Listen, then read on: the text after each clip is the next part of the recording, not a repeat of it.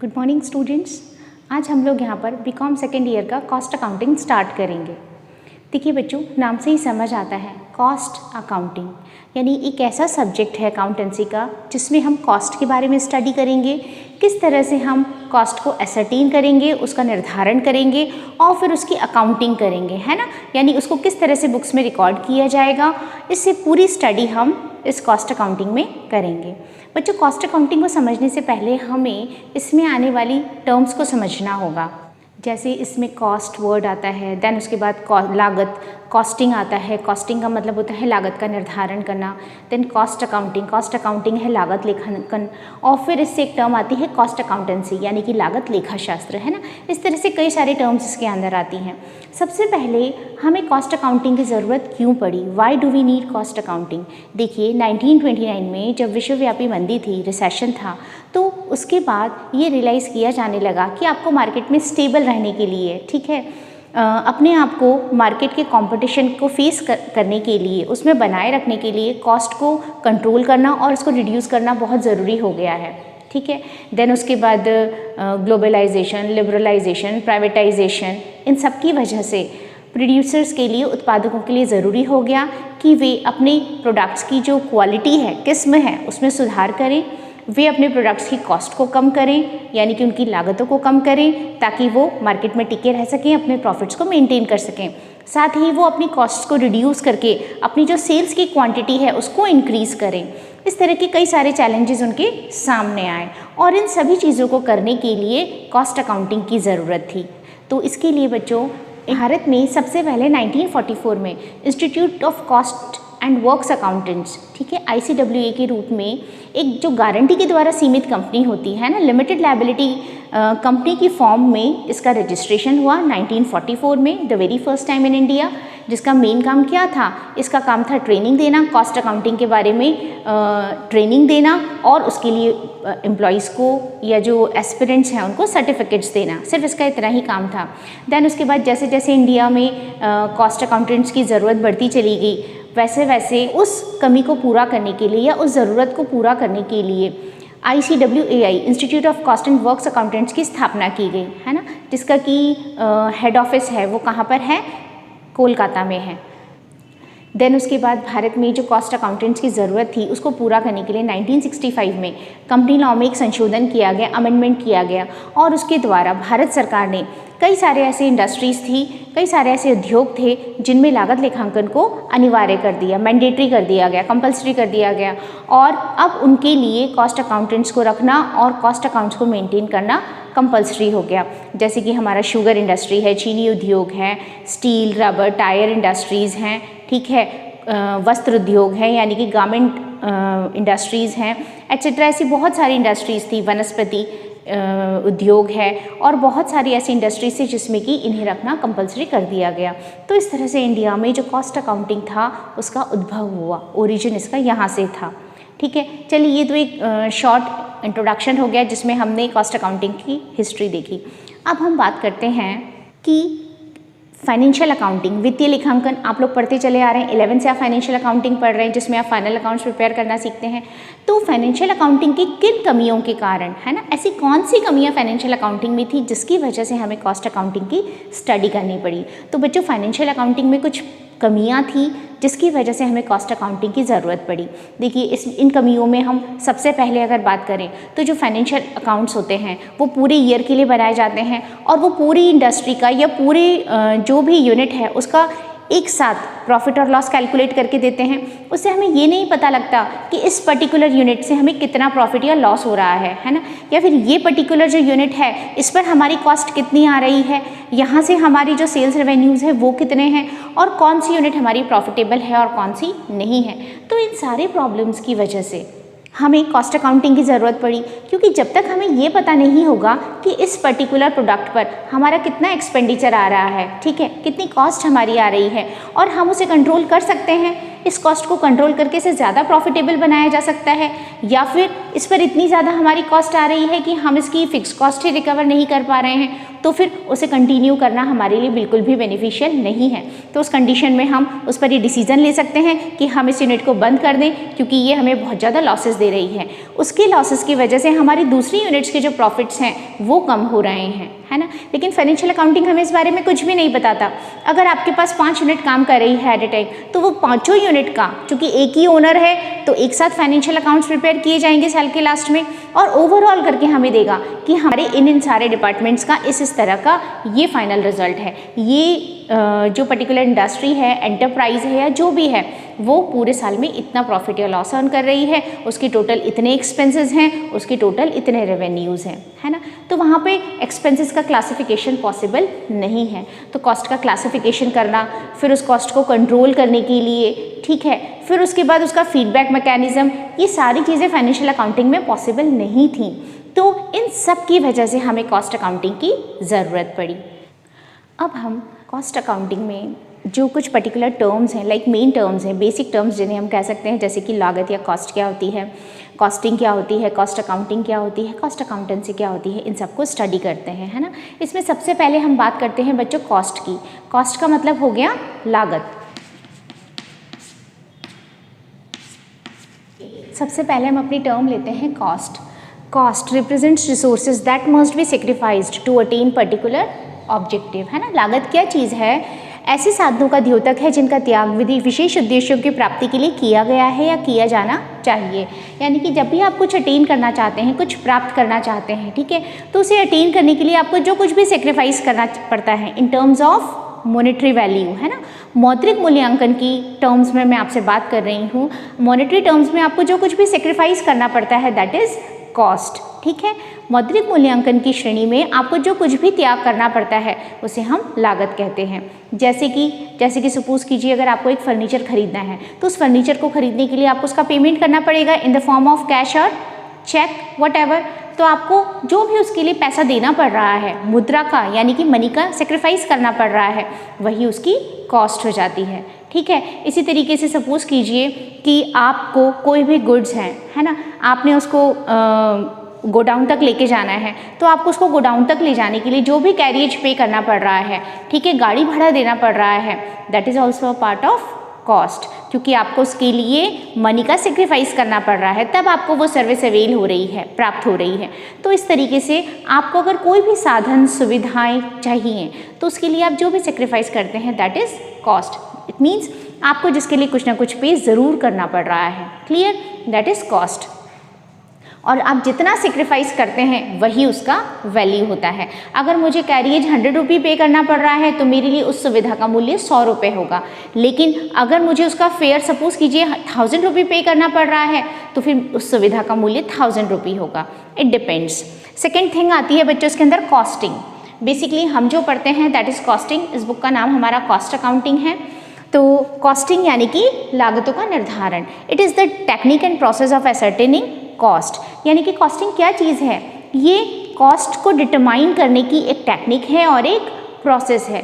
ये लागतों के निर्धारण की एक तकनीक है और एक प्रक्रिया है। एक ऐसा प्रोसेस है जिसके द्वारा आप कॉस्ट तक पहुंचते हैं। सारे आप जो भी अपने खर्चे हैं, एक्सपेंसेस हैं, जो भी आपने सेक्रीफाइसेस किए हैं in terms of monetary value, आप उनको कलेक्ट करते हैं और फिर उनको कलेक्ट करके आपको जो भी मिलता है दैट इज़ कॉस्ट। आपको उस सर्विस को या उस आइटम को या फिर उस जो भी चीज़ है आपके पास, है ना, जो भी बेनिफिट्स हैं या जो भी गुड्स आप प्रोक्योर करना चाहते हैं उसके लिए जो भी आपने पे किया है दैट इज़ कॉस्ट। तो कॉस्टिंग के द्वारा यानी कि लागत निर्धारण के द्वारा आप कहाँ पहुँचते हैं? कॉस्ट पर पहुँचते हैं। तो दोनों में बेसिक डिफरेंस क्या हो गया? What is cost and what is costing? Costing तो एक प्रोसेस है, इट्स अ प्रोसेस, ठीक है, जिसमें कि आप कॉस्ट कैलकुलेट करते हैं और कॉस्ट उस प्रोसेस का रिजल्ट है। कॉस्ट क्या है? लागत कॉस्टिंग का परिणाम है। कॉस्टिंग तो एक प्रोसेस है, लागत निर्धारण एक प्रक्रिया है और कॉस्ट उस प्रक्रिया का परिणाम है। बस एक लाइन में आपको इनका डिफरेंस पता होना चाहिए। तो शॉर्ट क्वेश्चंस के लिए ये बेसिक कॉन्सेप्ट्स होते हैं। What is cost, what is costing and उनके बीच में difference. Cost is the result of process of costing. Costing एक प्रोसेस है और उस प्रोसेस का रिजल्ट ही हमारी कॉस्ट है। लागत ज्ञात करने की प्रक्रिया है कॉस्टिंग, जबकि लागत इस प्रक्रिया का निष्कर्ष है। ठीक है बच्चों। अच्छा, फिर इसमें एक चीज़ और आती है, आपने कई बार सुना होगा लागत और व्यय, कॉस्ट एंड एक्सपेंसेस।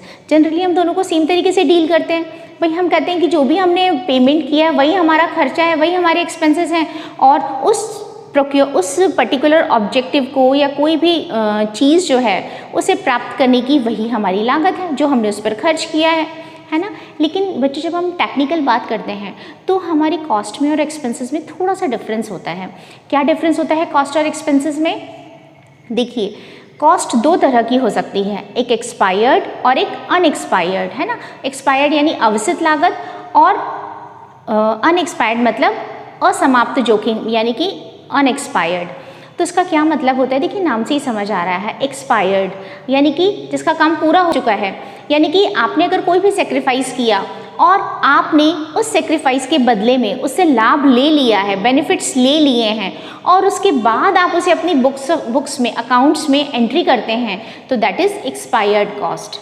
क्लियर? जिसे जनरली हम कॉस्ट कह रहे हैं, दैट इज़ एक्सपायर्ड कॉस्ट। यानी कि मैंने कोई भी खर्चा किया, जैसे कि कैरियज है, कैरियज का मैंने खर्चा किया, उसका मुझे बेनिफिट मिल गया, और फिर मैंने उसकी अपनी बुक्स में फाइनल अकाउंट्स में एंट्री की कि this carriage on purchases it's a part of trading account and I am entering this in particular account, है ना। तो that is cost, expired cost. और अनएक्सपायर्ड कॉस्ट क्या होती हैं? जब आपने किसी भी कॉस्ट की बुक्स में एंट्री कर ली, उससे बेनिफिट मिलने के पहले ही आपने उसकी एंट्री कर ली, आपने पेमेंट किया और पेमेंट करते ही आपने अपनी अकाउंट्स में उसकी एंट्री कर ली बुक्स में, then it is termed as unexpired cost. यानी कि एक्चुअली आपने अभी उसका बेनिफिट नहीं लिया है, केवल आपने उसके लिए पे किया है। जैसे कि फर्नीचर की हमने बात की, अब फर्नीचर का मैंने पेमेंट कर दिया और फर्नीचर खरीद लिया, और ख़रीदते ही मेरी वो फिक्स एसेट हो गई, मैंने उसकी बुक्स में एंट्री कर दी, है ना। लेकिन उसका बेनिफिट तो मुझे धीरे धीरे मिलेगा, और उस पर जो एक्सपेंस होगा उसे मैं डेप्रिसिएशन की फॉर्म में धीरे धीरे लिखती चली जाऊँगी। तो बच्चों, एक्सपायर्ड कॉस्ट क्या हुई? जिसका कि हमने बेनिफिट लिया, हमने पेमेंट किया और उसकी हमने अपनी बुक्स में एंट्री की, यानी कि बेनिफिट मिलने के बाद हमने उसकी एंट्री की है, हमने उसे रिकॉग्नाइज़ किया कि हाँ इससे हमें बेनिफिट हुआ, हमने इसकी बुक्स में एंट्री की, तो उसे हम एक्सपायर्ड कॉस्ट कहते हैं, अवसित लागत बोलते हैं। और यही हमारे एक्सपेंसेस होते हैं जिन्हें हम एक्सपेंसेस के फॉर्म में अपनी बुक्स में लिखते हैं, जैसे कि कैरियज इनवर्ड्स हो गया, ठीक है। लेकिन अगर आप कोई भी एक्सपेंडिचर कर रहे हैं, मतलब आपने कोई भी पेमेंट्स किए हैं, ठीक है, और बेनिफिट मिलने के पहले ही आप उसे अपनी बुक्स में एंट्री कर देते हैं, then it is termed as unexpired cost, ठीक है, अनवसित लागत। और ये हमारी असेट्स होती हैं, फिक्स असेट्स होती हैं। जनरली असेट्स में क्या होता है, आप उन पर एक्सपेंडिचर तो कर देते हैं, लेकिन अगर शॉर्ट टर्म असेट्स हैं तो आप उसका बेनिफिट ईयर लॉन्ग लेते रहेंगे, और अगर लॉन्ग टर्म है तो आप उसका बेनिफिट लाइफ टाइम, जो भी उसकी लाइफ साइकिल होगी उस अनुसार 2 years, 5 years, 10 years and more than that लेते रहेंगे। तो एक्सपेंसेस में और कॉस्ट में डिफरेंस होता है, ठीक है। कॉस्ट एक्सपायर्ड और अनएक्सपायर्ड हो सकती है। जो एक्सपायर्ड कॉस्ट होती है दैट इज़ एक्सपेंसेस, और अनएक्सपायर्ड कॉस्ट जो होती है दैट इज़ असेट। चलिए, अब इसके बाद कॉस्ट एंड कॉस्टिंग के बाद हम नेक्स्ट टर्म स्टडी करते हैं cost accounting and cost accountancy. ये 2 टर्म्स इसके बाद और आती हैं। देखिए बच्चों, अब हमारी नेक्स्ट टर्म है कॉस्ट अकाउंटिंग यानी कि लागत लेखांकन। It may be defined as a specialised branch of accounting which involves classification, recording, allocation and control of cost. देखिए, अकाउंटिंग में, फाइनेंशियल अकाउंटिंग में भी आप यही करते थे कि सबसे पहले आप अपनी जो भी इवेंट्स होते थे, है ना, ट्रांजेक्शन्स होती थी, हम उनकी आइडेंटिफिकेशन करते थे, देन उसके बाद उन्हें जर्नलाइज करते थे, देन उनकी posting and then final accounts, ठीक है। एंड देन उसके बाद उसका इंटरप्रिटेशन होता था, जिसके बेसिस पर हम अपने बिजनेस की फाइनेंशियल पोजीशन को प्रेडिक्ट करते थे कि हमारा बिजनेस की फाइनेंशियल पोजीशन, वित्तीय स्थिति क्या है। यहाँ हम कॉस्ट को ध्यान में रखकर, हम फोकस में रखकर सारा काम करते हैं।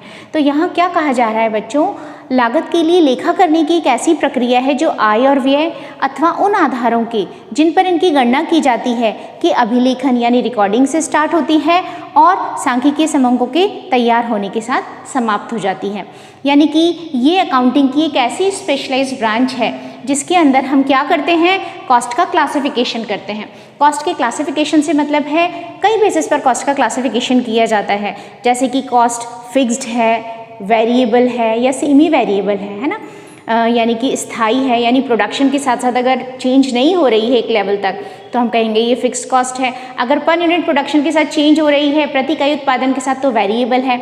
और एक लिमिट तक फिक्स है, उसके बाद चेंज हो रही है तो सेमी वेरिएबल है, अर्ध परिवर्तनशील है। यानी कि इस तरह से हमने कॉस्ट को अलग अलग पार्ट्स में डिवाइड किया। हम एब्जॉर्प्शन कॉस्टिंग यूज़ करते हैं, अवशोषण लागत सिद्धांत, या फिर मार्जिनल कॉस्टिंग, सीमांत लागत यूज़ करते हैं, है ना। कई बेसिस पर हम कॉस्ट का डिस्ट्रीब्यूशन एंड क्लासिफिकेशन कर सकते हैं, ये हम आगे पढ़ेंगे। तो इस तरह से हम क्लासिफिकेशन करते हैं, देन उसके बाद उसकी रिकॉर्डिंग की जाती है, उसका अभिलेखन, अकाउंट्स की बुक में उसे लिखना, देन एलोकेशन। एलोकेशन का मतलब है डिस्ट्रीब्यूशन। अलग अलग यूनिट्स, अगर यूनिट्स हैं अलग अलग तो अलग अलग यूनिट्स में, अगर डिपार्टमेंट्स हैं तो अलग अलग डिपार्टमेंट्स में, फिर उसके अंदर भी डिफरेंट आइटम्स पर, ठीक है, long term, short term, fixed, variable eight so on. इस तरह से हम उनका अलग अलग एलोकेशन करते हैं, ठीक है। फिर उसमें से भी जो कंट्रोलेबल हैं, कौन सी हैं जो हमारे नियंत्रण में है, कंट्रोलेबल हैं, ऐसी कौन सी कॉस्ट है जो कि अनकंट्रोलेबल है, जो हमारे कंट्रोल में नहीं है, अनकंट्रोलेबल है। इस तरह से करके कई जगहों पर हम इनको एलोकेट करते हैं, अलग अलग करते हैं, एंड देन उसके बाद हम कंट्रोल ऑफ कॉस्ट, और फिर उस अकॉर्डिंग हम कॉस्ट पे कंट्रोल करते हैं। जो हमारे नियंत्रण में है हम उन्हें कम करने की कोशिश करेंगे जिस भी तरीके से पॉसिबल होगा, और जो हमारे कंट्रोल में नहीं है हम उन्हें छोड़ देंगे।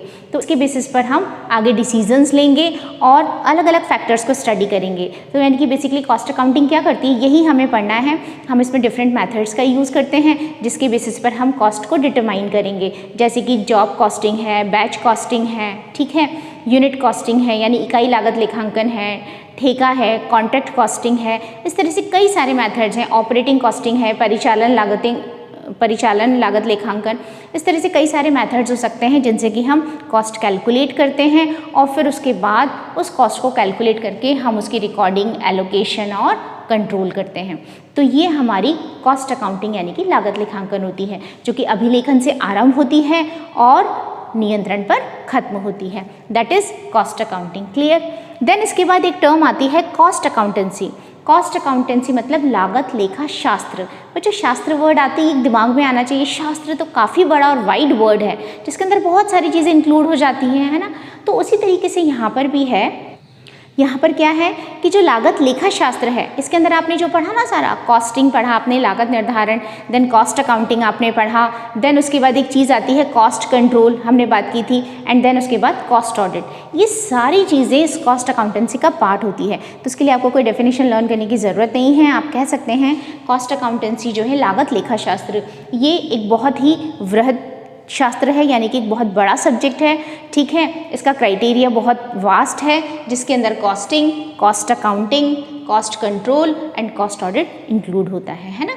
लागत निर्धारण, लागत लेखांकन, लागत कंट्रोल नियंत्रण और लागत अंकेक्षण शामिल होता है। इसे हम लागत लेखा शास्त्र यानी कॉस्ट अकाउंटेंसी कहते हैं। ठीक है, समझ आया आपको। यानी कि कॉस्ट अकाउंटेंसी में हम सारी चीज़ों को इंक्लूड कर लेते हैं।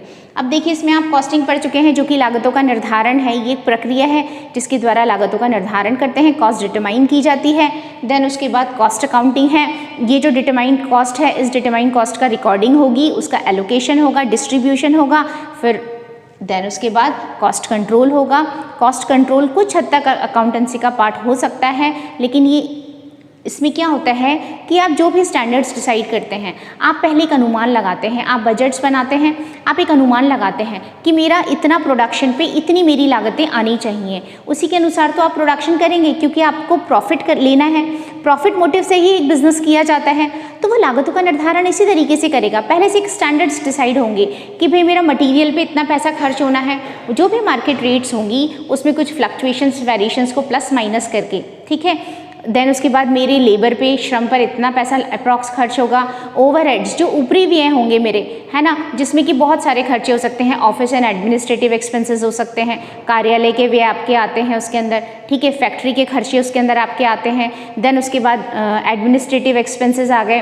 देन उसके बाद सेलिंग एंड डिस्ट्रीब्यूशन एक्सपेंसेस हैं, विक्रय एवं वितरण व्यय हैं। यानी इस तरह से इन सारे खर्चों का आप एक एस्टिमेशन लेते हैं, फिर आप उस पर कितना प्रॉफिट चाहते हैं, उस प्रॉफिट का आप अनुमान लेते हैं और उसके आधार पर आप एक बजट निर्धारित करते हैं, ठीक है।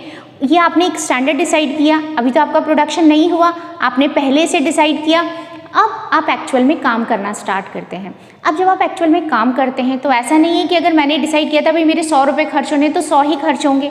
हो सकता है कि मेरे 100 की जगह 98 रुपये ही खर्च हो, या हो सकता है कि मेरे 100 की जगह 104 रुपये खर्च हो जाए। तो कॉस्ट कंट्रोल क्या करता है बेसिकली, अगर आपने जो भी स्टैंडर्ड डिसाइड किया, अगर मैंने 100 रुपये का स्टैंडर्ड डिसाइड किया और मेरा खर्चा 100 रुपये या उसके अंदर अंदर हो रहा है, it means well and good, आपका मैनेजमेंट, आपके वर्कर्स, आपका सारा सिस्टम सही काम कर रहा है, सही जा रहा है ना, और आपका बिजनेस प्रॉपर प्रॉफिट्स अर्न कर रहा है। लेकिन अगर आपने स्टैंडर्ड 100 का डिसाइड किया और एक्चुअल आपकी जो कॉस्टिंग है 104, 105 एंड सो ऑन आ रही है, तो बढ़ गई है आपकी कॉस्ट बढ़ते ही क्या होगा, आपके प्रॉफिट्स कम हो जाएंगे, आपके प्रोडक्ट्स की रेट्स बढ़ जाएंगी, रेट्स बढ़ने के साथ साथ यानी सेलिंग प्राइस बढ़ गया, तो सेलिंग प्राइस बढ़ते ही उस प्रोडक्ट की डिमांड कम हो जाएगी, लोग उसे कम खरीदेंगे, महंगी चीज़ लोग कम खरीदते हैं, सस्ती चीज़ ज़्यादा खरीदते हैं।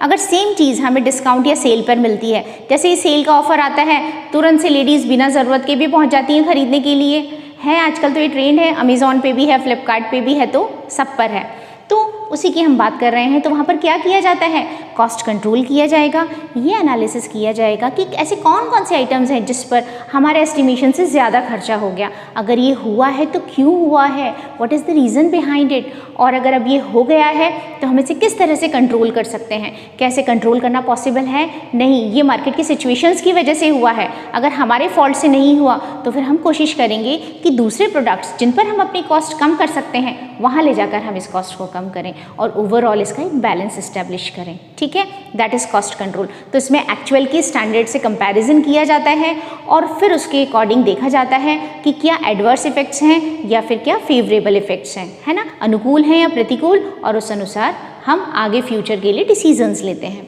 और लास्ट आता है हमारा कॉस्ट ऑडिट, यानी कि लागत अंकेक्षण। ऑडिटिंग का मतलब क्या होता है, व्हाट इज़ अंकेक्षण? अंकेक्षण या ऑडिट में देखा जाता है कि आपने जो भी फाइनल अकाउंट्स प्रिपेयर किए हैं वो कितने सही हैं, है ना, उनकी वो कितने उचित हैं और कितने शुद्ध हैं, कितने फेयर हैं और कितने ट्रू हैं। ट्रू और फेयर होने को ही तो जांचा जाता है उसके अंदर, ये एग्जामिन किया जाता है, is your final accounts are true and fair accordingly और नॉट, दैट इज़ ऑडिट। तो ऑडिट कौन करते हैं, ऑडिटर्स करते हैं, जो कि हमारे चार्टर्ड अकाउंटेंट्स होते हैं या फिर पर्टिकुलर ऑडिटर्स होते हैं, कैग वगैरह के अलग अलग डिपार्टमेंट्स में डिपेंड करता है। वो ये चेक करते हैं कि आपके जो अकाउंट्स बनाए हैं आपने वो कितने फेयर हैं और कितने ट्रू हैं, कितना उचित हैं और कितने शुद्ध हैं। तो यहाँ भी यही किया जाता है, लागत लेखों की शुद्धता की जांच इसमें की जाती है कि कहीं आपने कुछ फ्रॉड तो नहीं किया, चीज़ों को, कुछ आइटम्स को ज़्यादा दिखाकर, कुछ को कम दिखाकर अपनी एंटरप्राइज को आप प्रॉफिटेबल बनाने की कोशिश तो नहीं कर रहे हैं किसी पर्टिकुलर ब्रांच को या किसी पर्टिकुलर डिपार्टमेंट को। और इस तरह से इसमें ऑडिटिंग की जाती है और ऑडिटिंग होने के बाद जब इस पर ऑडिटर के साइन हो जाते हैं ऑडिट रिपोर्ट पर, देन ही कॉस्ट अकाउंटेंसी कंप्लीट होती है। कॉस्ट अकाउंटेंसी में costing, cost accounting, cost control and cost audit सारी चीज़ें इंक्लूड होती हैं। ठीक है, अब इसमें एक छोटी सी बात और है कि कॉस्ट अकाउंटिंग में और कॉस्ट अकाउंटेंसी में क्या डिफरेंस है। देखिए, कॉस्ट अकाउंटेंसी में कॉस्ट कंट्रोल और कॉस्ट ऑडिट नहीं आता है ना, ये इसके बाद आते हैं। तो बेसिक डिफरेंस हम इसमें क्या कह सकते हैं बच्चों, cost accounting is a process which creates base for costing. Cost accounting तो एक प्रोसेस है जो कि कॉस्टिंग के लिए एक बेस देती है हमको, लेकिन whereas cost accountancy is the application of this process, जबकि जो कॉस्ट अकाउंटेंसी है, लागत लेखा शास्त्र, वो इस पूरी प्रोसेस की एप्लीकेशन है ना, जहाँ पर आकर इसका प्रयोग है। ये लागत लेखांकन एक प्रक्रिया है जो कॉस्टिंग के लिए आधार प्रदान करती है, जबकि लागत लेखा शास्त्र इस प्रक्रिया का प्रयोग है, it's an application of this particular process.